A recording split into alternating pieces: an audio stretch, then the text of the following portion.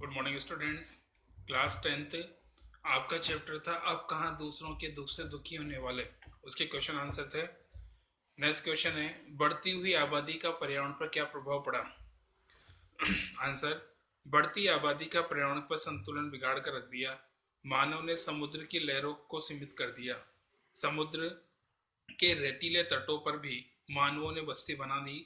आसपास के जंगल काट डाले, पेड़ों को रास्ते से हटा दिया। परिणाम स्वरूप पशु पक्षी बस्तियां छोड़कर भाग गए। वातावरण में गर्मी बढ़ने लगी, मौसम चक्र टूट गया, बेवक्त बरसातें होने लगी। कभी तूफान, कभी आंधियां, कभी बाढ़ें, तो कभी नए नए रोग उत्पन्न होने लगे। इस प्रकार बढ़ती आबादी ने पर्यावरण को दूषित कर दिया।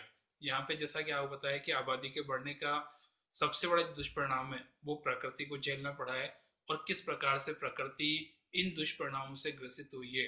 आज आपको पता है कि वर्षा का चक्र बिगड़ चुका है, सर्दी गर्मी बरसात का चक्र बिगड़ा हुआ है। साथ में कह सकते हैं अनेक जीव जंतुओं की भी हत्याएं हो चुकी है, या कह सकते हो कई तरह से जीव जंतु जो कि विलुप्त होने के कगार पर है। नेक्स्ट क्वेश्चन, लेखक की पत्नी को खिड़की में जाली क्यों लगवानी पड़ी। लेखक की पत्नी को खिड़की में जाली इसलिए लगवानी पड़ी क्योंकि यहाँ पे जैसा कि बताया गया कि कबूतर के जोड़े ने लेखक के घर में घोंसला बनाया हुआ है।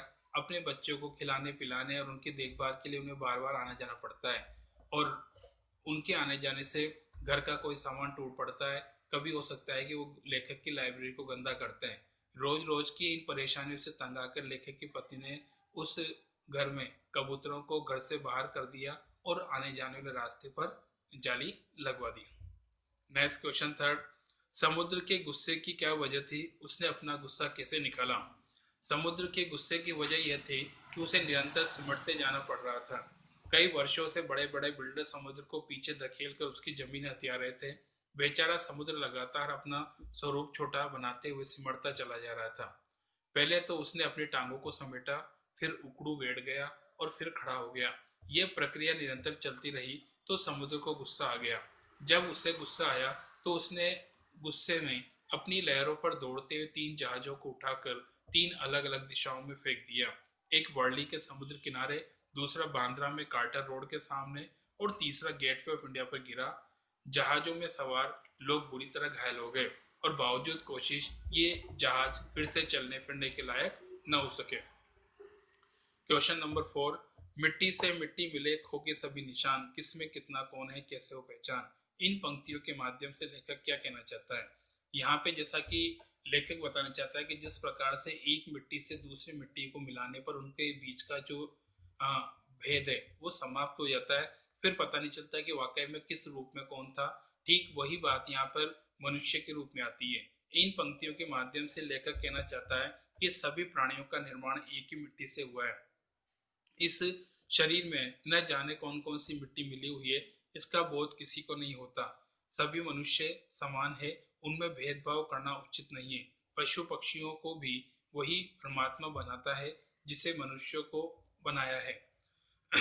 जब सभी मनुष्यों में एक ही तत्व समाया हुआ है तो उनमें अलग अलग बताना उचित नहीं है। इसे पहचानने की कोशिश भी व्यर्थ है। कुल मिलाकर कह सकते हो कि मनुष्य का जीवन हो या अन्य जीव जंतु, सभी समान है, सभी का एक रूप है और उनके बीच कोई भिन्नता नहीं है। नेक्स्ट क्वेश्चन, आज से स्पष्ट कीजिए।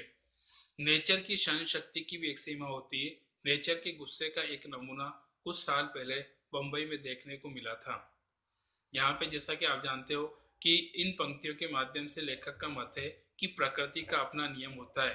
मनुष्य भले ही अपनी स्वार्थ पूर्ति के लिए उसे छिड़कानी करता रहे, लेकिन उनके सहने की एक सीमा होती है। यदि हम आवश्यकता से अधिक प्रकृति को छेड़ें या अतिरिक्त बोझ इस पर डालें तो वो कुपित हो जाती है।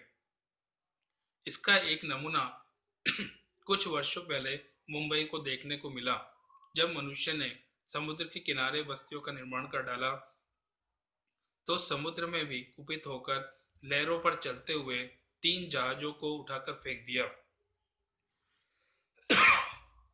और बावजूद कोशिश वे चलने फिरने के लायक न हो सके।